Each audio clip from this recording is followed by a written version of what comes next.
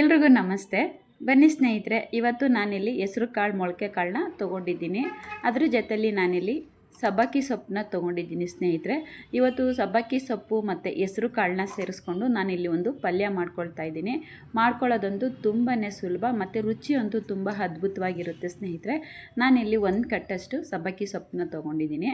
ಈ ಸಬ್ಬಕ್ಕಿ ಸೊಪ್ಪಿಗೆ ಸ್ವಲ್ಪ ಉಪ್ಪನ್ನ ಸೇರಿಸ್ಬಿಟ್ಟು ನೀರು ಹಾಕಿಬಿಟ್ಟು ನಾವು 5 ನಿಮಿಷ ನೆನೆಯೋದಕ್ಕೆ ಬಿಡಬೇಕು. ಆ ರೀತಿಯಾಗಿ ಬಿಟ್ಟು ನೆನೆಸಿ ತೊಗೊಂಡಿದ್ದೀನಿ ಸ್ನೇಹಿತರೆ.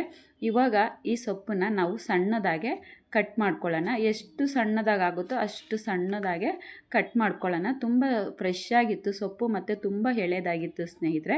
ಹಾಗಾಗಿ ಪಲ್ಯ ಮಾಡ್ಕೊಂಡ್ರಂತೂ ತುಂಬ ರುಚಿಯಾಗಿರುತ್ತೆ.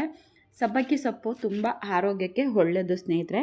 ಸಬ್ಬಕ್ಕಿ ಸೊಪ್ಪಲ್ಲಿ ಕಬ್ಬಿಣಾಂಶ, ಕ್ಯಾಲ್ಶಿಯಮ್ಮು ಮತ್ತು ವಿಟಮಿನ್ ಎ ಸಿ ಕೂಡ ಹೇರಳವಾಗಿದೆ ಸ್ನೇಹಿತರೆ. ಪೊಲಿಟನ್ ಅಂತೂ ಸಹ ಸಮೃದ್ಧವಾಗಿಯೇ ಇದೆ ಈ ಸಬ್ಬಕ್ಕಿ ಸೊಪ್ಪಲ್ಲಿ.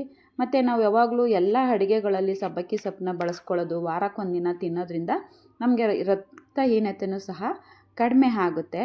ಮತ್ತು ನಮಗೆ ಇಲ್ಲಿ ಮೂಳೆಗಳು ಸಹ ಗಟ್ಟಿ ಆಗ್ತವೆ ಸ್ನೇಹಿತರೆ. ನಾವು ಸಬ್ಬಕ್ಕಿ ಸೊಪ್ಪನ್ನ ತಿನ್ನೋದ್ರಿಂದ ಯಾವಾಗ ನಮಗೆ ರಕ್ತಹೀನತೆನ ತಡೆಗಟ್ಟುತ್ತೋ ಆವಾಗ ನಮಗೆ ಕಬ್ಬಿಣಾಂಶ ಹೆಚ್ಚಾಗಿ ಆವಾಗ ನಮಗೆ ಮೂಳೆಗಳು ಸಹ ಗಟ್ಟಿ ಆಗ್ತವೆ.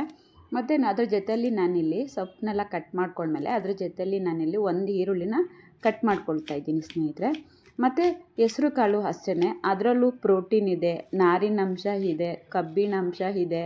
ತುಂಬ ಒಳ್ಳೆಯದು. ಎರಡೂ ಸೇರಿಸಿ ಪಲ್ಯಗಳನ್ನ ಮಾಡ್ಕೊಂಡು ನಾವು ತಿನ್ನೋದ್ರಿಂದ ಆರೋಗ್ಯಕ್ಕೆ ತುಂಬ ಒಳ್ಳೆಯದು. ತಂಪು ಕೂಡ. ಹೆಸರು ಕಾಳು ಬಂದುಬಿಟ್ಟು ತಂಪು ಕೂಡ. ನಾವು ಯಾವಾಗಲೂ ಸಾಲೆಡೆಲ್ಲ ಮಾಡ್ಕೊಂಡು ತಿಂತೀವಿ ವಾರಕ್ಕೊಂದಿನ. ಆ ರೀತಿಯಾಗಿ ಸಾಲೆಡ್ಗಳನ್ನ ಹೆಸರು ಕಾಳು ಮೊಳಕೆ ಕಟ್ಬಿಟ್ಟು ಸೌತೆಕಾಯಿ ಸೇರಿಸ್ಬಿಟ್ಟು ಸಾಲೆಡ್ ಮಾಡ್ಕೊಂಡು ತಿಂತಿರ್ತೀವಿ. ಆರೋಗ್ಯಕ್ಕೆ ತುಂಬ ಒಳ್ಳೆಯದು ಸ್ನೇಹಿತರೆ. ಇವಾಗ ಮನೇಲಿ ನಮಗೆ ಬರೀ ದಾಲ್ ಇರುತ್ತೆ, ಏನು ಪಲ್ಯ ಇಲ್ಲ ಅಂದಾಗ ಈ ರೀತಿಯಾಗಿ ಸುಲಭವಾಗಿ ಮಾಡ್ಕೋಬೋದು.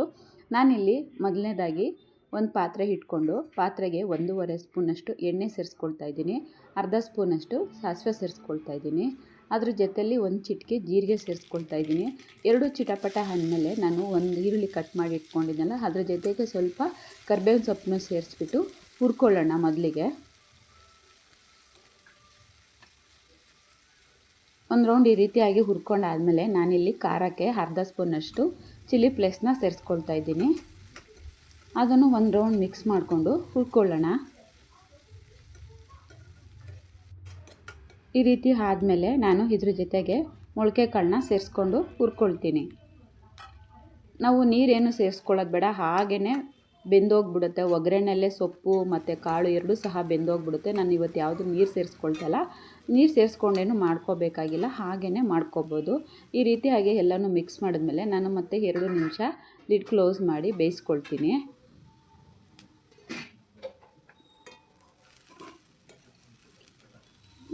ಬೇಯಿಸ್ಕೊಂಡಾದಮೇಲೆ ಒಂದು ರೌಂಡ್ ಮಿಕ್ಸ್ ಮಾಡಿಬಿಟ್ಟು ನಾವು ಕಟ್ ಮಾಡ್ಕೊಂಡಿರೋಂತಹ ಸೊಪ್ಪನ್ನ ಸೇರಿಸ್ಕೊಳ್ತೀನಿ.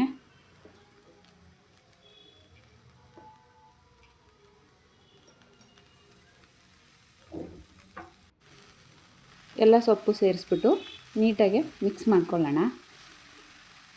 ನಮ್ಮ ಕಡೆ ನಾವು ಸಬ್ಸಿಗೆ ಸೊಪ್ಪು ಅಂತ ಕರಿತೀವಿ, ಮತ್ತು ಬೆಂಗಳೂರಲ್ಲೆಲ್ಲ ಸಬ್ಬಕ್ಕಿ ಸೊಪ್ಪು ಅಂತ ಕರೀತಾರೆ.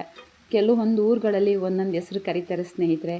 ನೀವು ಏನಂತ ಕರಿತೀರಾ ಈ ಸೊಪ್ಪನ್ನ? ಸಬ್ಸಿಗೆ ಸೊಪ್ಪು ಅಂತ ಕರಿತೀರಾ, ಸಬ್ಬಕ್ಕಿ ಸೊಪ್ಪು ಅಂತ ಕರಿತೀರಾ ಅಂತೇಳಿ ನಿಮ್ಮ ಕಡೆ ಏನಂತ ಕರಿತೀರಾ ಅಂತೇಳ್ಬಿಟ್ಟು ಒಂದು ಕಮೆಂಟ್ ಮಾಡಿ ಸ್ನೇಹಿತರೆ. ನಮ್ಮ ಕಡೆ ಸಬ್ಸಿಗೆ ಸೊಪ್ಪು ಅಂತಲೇ ನಾವು ಕರೆಯೋದು. ಇವಾಗ ಸ್ವಲ್ಪ ಉಪ್ಪನ್ನ ಸೇರಿಸ್ಕೊಳ್ತಾ ಇದ್ದೀನಿ.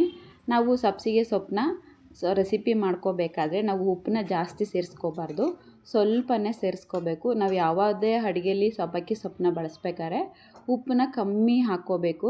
ನಾವು ಎಷ್ಟೇ ಕಮ್ಮಿ ಹಾಕ್ಕೊಂಡ್ರೂ ಸಹ ಅದು ಉಪ್ಪು ಅಂತಲೇ ಜಾಸ್ತಿ ಆಗಿದೆ ಅನ್ನೋದನ್ನೇ ತೋರಿಸುತ್ತೆ. ಉಪ್ಪೆಲ್ಲ ಹಾಕಿ ನಾನು ಮಿಕ್ಸ್ ಮಾಡಿದ್ಮೇಲೆ ಸಣ್ಣ ಉರಿ ಮಾಡಿಬಿಟ್ಟು 5 ನಿಮಿಷ ಬೇಯಿಸ್ಕೊಂಡಿದ್ದೀನಿ. 5 ನಿಮಿಷ ಈ ರೀತಿಯಾಗಿ ಬೇಯಿಸ್ಕೊಂಡಿದ್ದೀನಿ ನೋಡಿ. ಅದು ಆಲ್ರೆಡಿ ಬೆಂದಿದೆ. ಸ್ವಲ್ಪ ಒಂದು 3/4 ಭಾಗ ಬೆಂದೋಗ್ಬಿಟ್ಟಿದೆ ಹೆಸರು ಕಾಳು ಸಬ್ಬಕ್ಕಿ ಸೊಪ್ಪು. 5 ನಿಮಿಷ ಯಾವಾಗ ನಾನು ಮುಚ್ಚಿಟ್ಬಿಟ್ಟು ಬೇಯಿಸ್ಕೊಂಡಿದ್ದೀನೋ ಆ ಸ್ಟೀಮಲ್ಲೇ ಬೆಂದಿದೆ.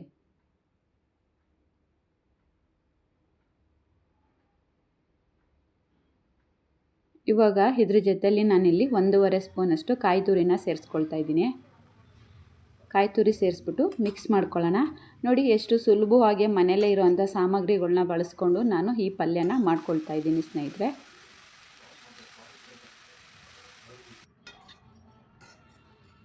ನೀವು ಈ ರೀತಿ ಹಾಗೆ ಹೆಸ್ರು ಕಾಳು ಸಬ್ಬಕ್ಕಿ ಸೊಪ್ಪಿನ ಪಲ್ಯನ ಒಂದು ಸಾರಿ ಟ್ರೈ ಮಾಡಿ.